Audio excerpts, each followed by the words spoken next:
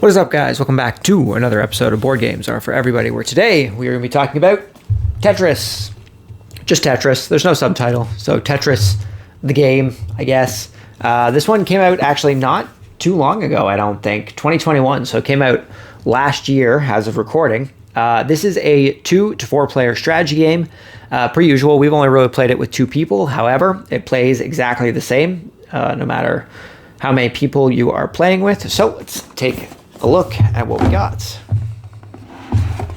This was a game that I ended up actually getting for my birthday because every time we walked by it in Walmart, I was like, oh, that looks kind of interesting, but I would never pay that much, for what it is.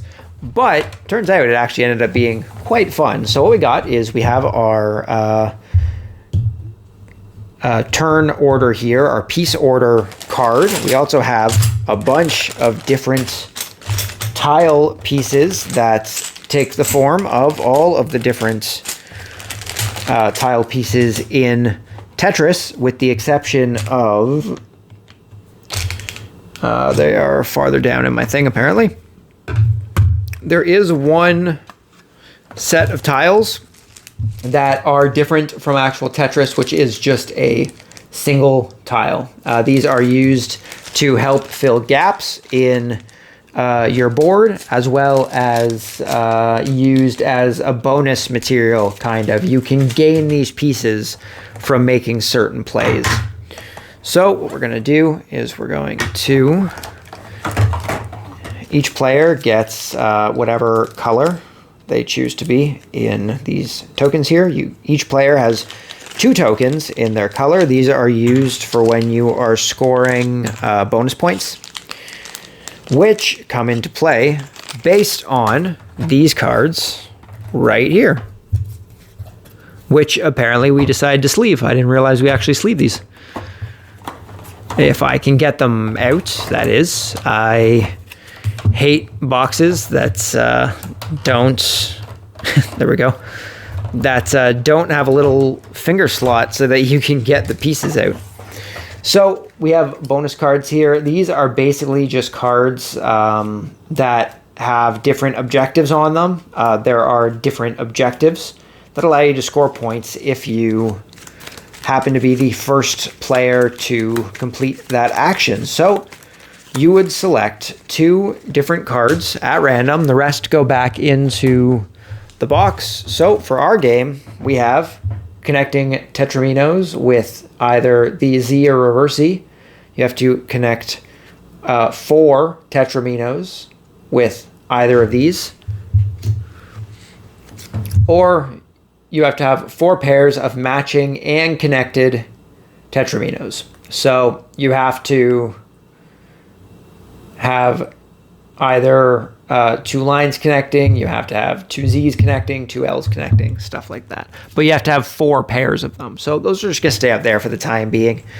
Each player will take their tokens. We can just toss them under here. These are used for when you complete one of the bonus objectives. When a player completes an objective, they place their color token on whatever point value is the highest up. As more players start to complete objectives, the lower the point value ends up being. We also have our Tetramino cards down here. These just get shuffled and they're put into a pile on the next end play card here.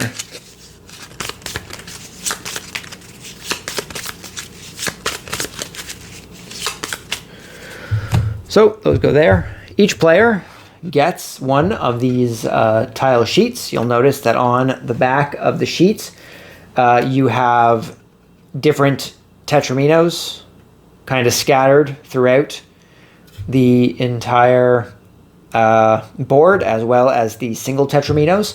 If you put any Tetramino over any of the single ones, you get to take one of the single pieces from the bag. And if you put a corresponding Tetramino onto one of the corresponding Tetramino spaces, then you gain a bonus point at the end of the game if it is the right Tetramino on that space. So each player just slots their board into one of these stands. And this is where the game would begin. Each player starts with one of the single Tetraminos. And during a player's turn, they have two options. They are either going to choose to use one of their single Tetraminos in order to cover up a spot, whatever they want to do. Or they will flip the card, and both players simultaneously will choose where they want to put that card on their respective boards. So the first card to come up was the T block, and each player would take one of the T's and they would choose where they want to place it on their board. Let's say they want to go here. And let's say that that player decided to go over there. Now, one thing that I do not like about the game, actually I'll just show this as an example, is that there's no way to spin the tiles. This is Tetris. There should be a way to spin the tiles. But let's say that this player decides to put it here. There's no way we would be able to fill this bottom tile here.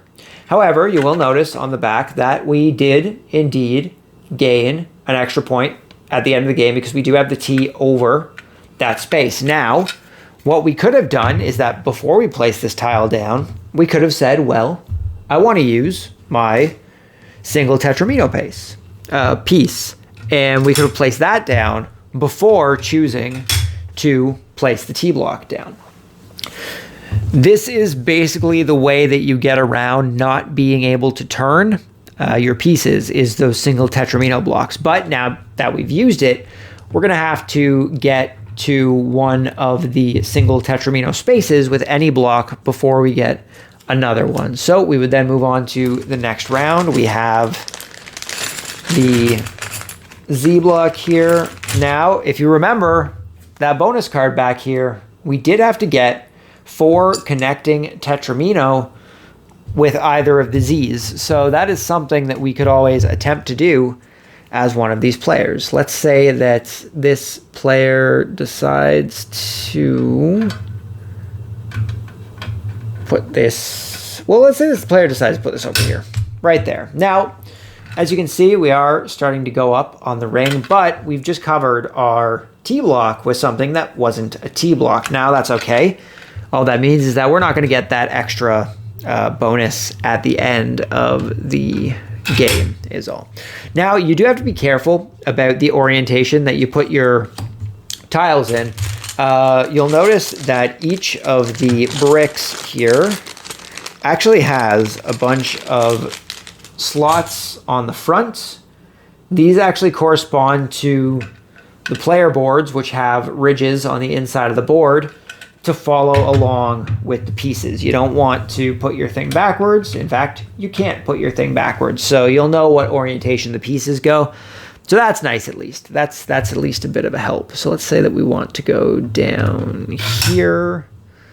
And let's say that they're going to go there. So we have the next card, the T block, once again. Now, this basically goes on until you reach the end of the game. And as you're going, you're trying to get your different objectives and stuff as you go through. Let's say that we put this one here. Now, once again, we've just covered up a piece that we won't be getting a bonus for. However, we did just finish our first of 4 pairs towards the bonus.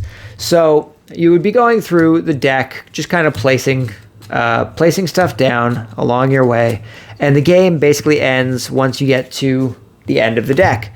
So let's just kind of go through a brief example here for a few of the things. So we have our one objective here, that is either the Z's or the reverse Z's. You want to get 4 connecting Tetraminos of those 2 things. So let's just say someone did it the easy way as such, and there were just 4 connected in a row like this. What that player would do is that they would take their token and they would place it down on the top space here because they've just successfully completed that goal. Now let's say that we end up also completing the goal on our side over here, except on a later turn. So now that our goal is also complete, we would take our token and it would just go down on the second space. So we would only be gaining 5 points instead of gaining the 8 additional points that the first player got. The second objective, obviously, was getting 4 pairs of Tetramino that all matched the same. Now we do technically, by having this, have 2 pairs already from these 2 here, meaning that the green player has 3 currently connected. So if the green player were to place down another one of these L blocks,